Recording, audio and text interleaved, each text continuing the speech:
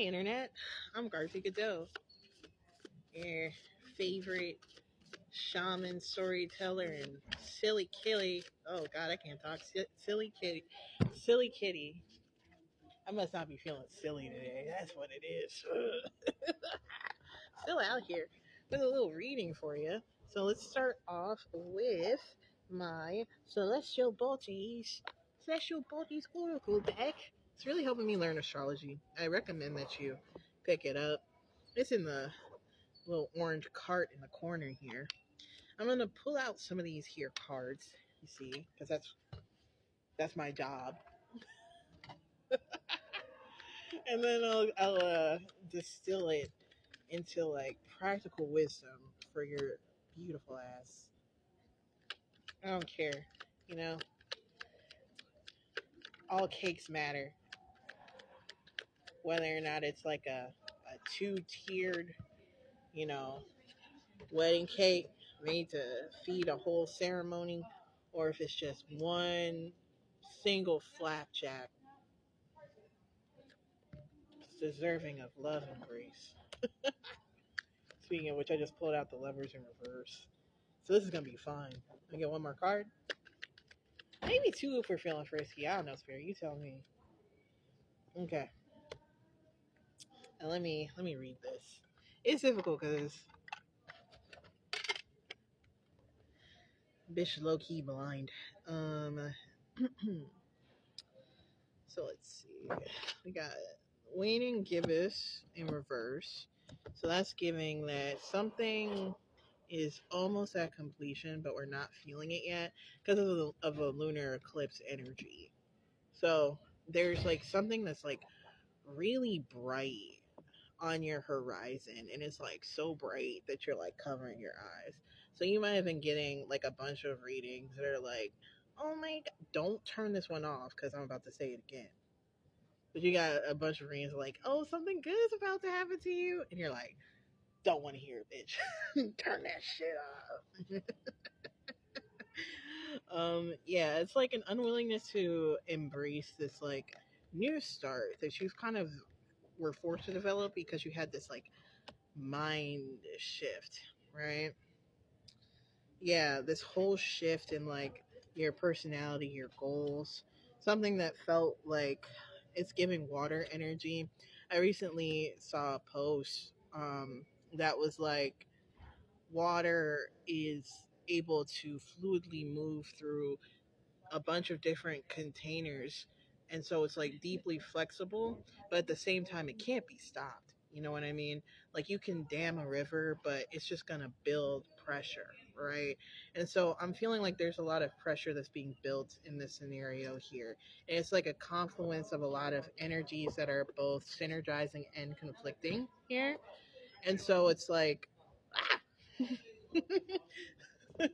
so even though there is something that's coming on the horizon that is quote unquote good, it's also scary as fuck because like why'd you have to do all this work for it?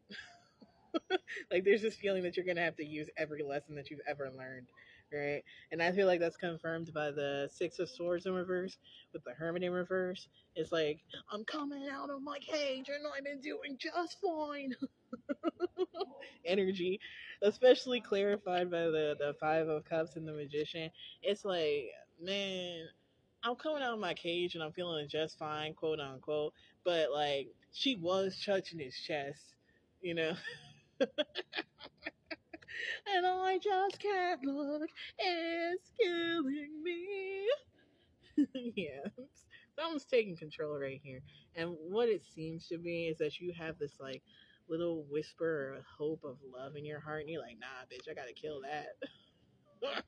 Not in here. Don't you know love is like pain and brutal, and I hate it. So I'm gonna sleep on that actually. And it's like, you find that when you're sleeping on it, it disempowers you. Like every time that you step away from whatever this is, and it's the lovers.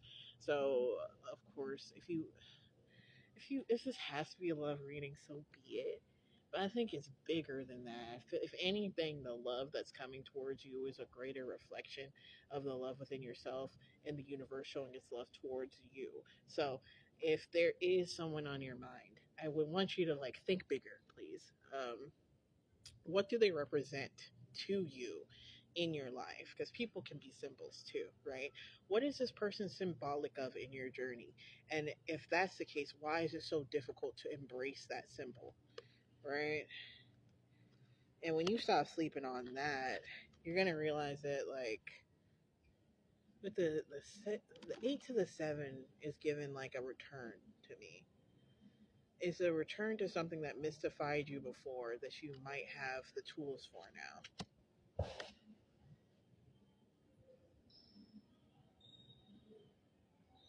That was vague as fuck. I hope it helped though, because I'm not being called to clarify shit.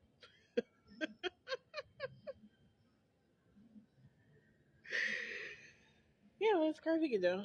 I'm also a Reiki master. I might do a little. No, I'm tired as fuck.